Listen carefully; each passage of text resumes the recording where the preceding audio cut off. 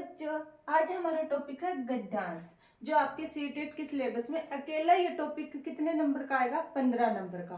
और ये मान लो ये गद्यांश वाले 15 नंबर आपके बिल्कुल फ्री के नंबर है, आपको पास करवाने में बहुत ज्यादा हेल्प करेंगे।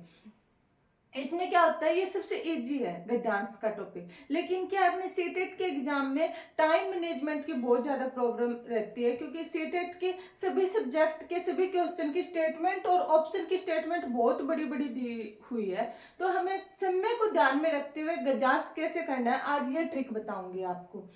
शुरू करते हैं आज का टॉपिक गद्यांश। गद्यांश को करने से पहले सबसे पहले क्या करोगे, अब जब ऑनलाइन पेपर होने लग गया है तो गद्यांश ऊपर वाली स्लाइड में आएगा और उसके प्रश्न नीचे आएंगे। तो आप ऐसे लाइनिंग नहीं कर सकते उसके पर पेन पर, जैसे आप ऑफलाइन में करते हैं, वो सिस्टम आपको वो बेनिफिट नहीं मिलेगा ऑनलाइन में। अब आप कैसे करोगे इसको, तो सबसे पहले आप गद्यांश को जब करोगे तो खोलने से पहले सबसे पहले आप उसके प्रश्न पढ़ना, ऑप्शन नहीं, चार ऑप्शन को नहीं, सिर्फ पर्सन को पढ़ना है। जैसे कि इसमें आप पढ़ते हैं पर्सन को, पहला पर्सन है इसका, गद्यांश में अंधकार शब्द किस ओर संकेत करता है। अब हमें ये याद रखना है, अपने दिमाग में भी अंधकार शब्द है इसका, ये अपने दिमाग में होगा, जहां भी अंधकार होगा आप अलर्ट तरीके से उसको पढ़ेंगे। फिर आगे है, लेखक ने किसे सबसे बड़ा पाप कहा है। अब इसमें पर्सन को अपने ध्यान में रखना है, ये कीवर्ड किसे पाप का है। जब हम गद्यांश को पढ़ेंगे तो इनको समझते जाएंगे। अंधकार का निषेध किस ओर संकेत करता है। अगला क्वेश्चन है, इस गद्यांश का मुख्य उद्देश्य क्या है और इस गद्यांश में उपक्रम का क्या अर्थ है। वैसे तो गद्यांश और पद्यांश में व्याकरण नहीं आती, लेकिन फिर भी मैं आपको बोलना चाहूंगी, आप इस एग्जाम के लिए एक तो प्रत्यय, उपसर्ग, पर्यायवाची शब्द, समानार्थी शब्द जैसे आप कुछ ये चीजें पढ़ के जाओ, क्योंकि इनसे ना एक आधा क्वेश्चन पूछ लिया जाता है, कभी कभी कोई ना कोई पैराग्राफ में उनसे रिलेटेड पर्सन मिलेगा आपको किसी न किसी शिफ्ट में। और एक बात और, आप है ना जो भी काव्यांश या गद्यांश पढ़ो तो उसका भाव जरूर देखना, वो किस ओर संकेत कर रहा है, या उसका उद्देश्य क्या है, या उसका निष्कर्ष क्या है, ये जरूर पूरा पढ़ के ध्यान में रखना है ये बात का। अब पढ़ते हैं हम गद्यांश। जीवन में बहुत सारे अंधकार है और अंधकार की ही बहुत सी अशुभता और अनिति है।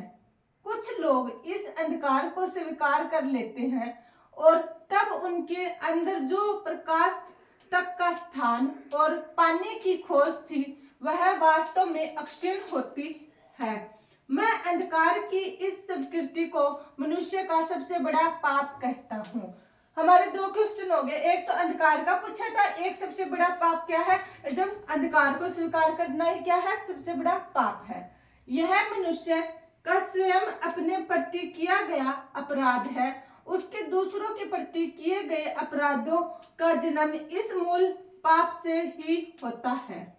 कुछ लोग अंधकार के स्वीकार से बचने के लिए उसके अस्वीकार में लग जाते हैं, उनका जीवन अंधकार के निषेध का ही सतत उपक्रम बन जाता है। अब इस लाइन में अपने दो क्वेश्चन कंप्लीट होंगे, कौन कौन सा, एक तो इस गद्यांश का, एक तो अंधकार का निर्देश किस ओर संकेत करता है, और एक इसमें हमें क्या पूछा है, उपक्रम का क्या अर्थ है। अब हम ऑप्शन के आधार पर क्वेश्चन मतलब अपने आंसर को टिक करेंगे। अब देखते हैं, मैंने यहाँ पे ज्यादा स्पेस नहीं है तो ऑप्शन नहीं लिखे, चार आपको पढ़ के सुनाऊंगे, आप देखना कैसे करते हैं।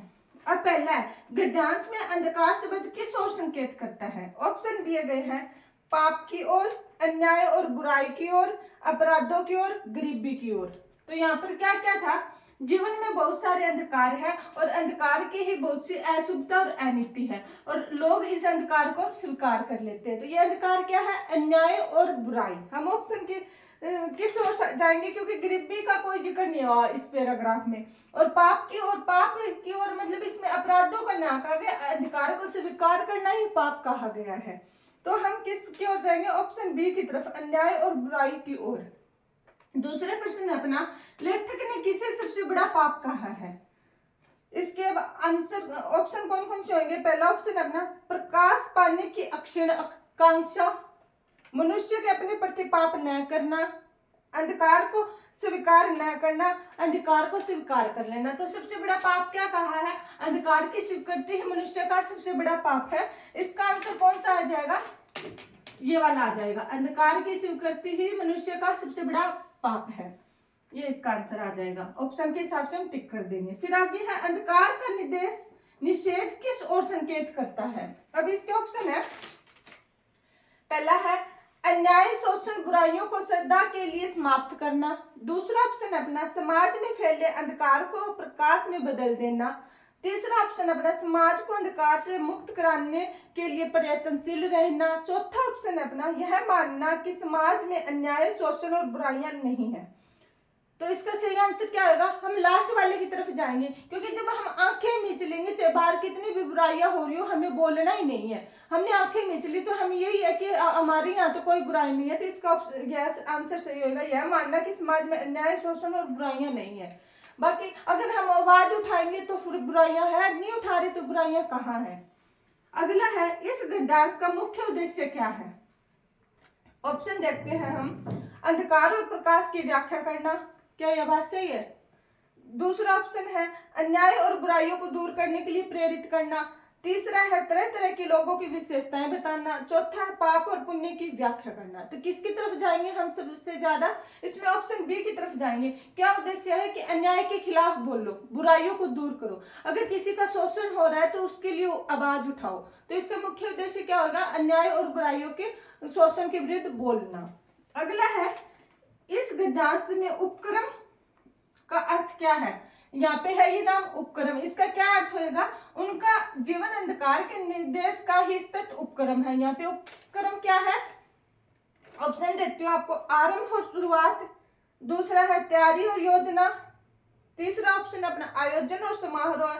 और चौथा ऑप्शन है व्यवसाय और कार्य। तो इसका सही आंसर कौन सा होगा, कार्य होगा। उपक्रम का क्या होगा, वो अपने अपने कार्य में लग जाते हैं और किसी बुराई की तरफ मतलब आवाज नहीं उठाते। तो इसका सही आंसर क्या होगा, कार्य। इसके साथ ही अपना आज के ये टॉपिक खत्म होता है। बहुत ही छोटा सा टॉपिक है, लेकिन 15 नंबर देके जाएगा। अगर आपको पद्यांश वाली क्लास देखनी हो तो डिस्क्रिप्शन बॉक्स में उसका लिंक दिया हुआ है, वो भी जरूर देखना। और जाने से पहले प्लीज वीडियो को लाइक करें, चैनल को सब्सक्राइब करें और कमेंट सेक्शन में कमेंट करके अप्रिशिएट जरूर करें। मेरा हौसला बनाए रखें और बिना सब्सक्राइब किए हुए तो बिल्कुल ना मत जाना। धन्यवाद।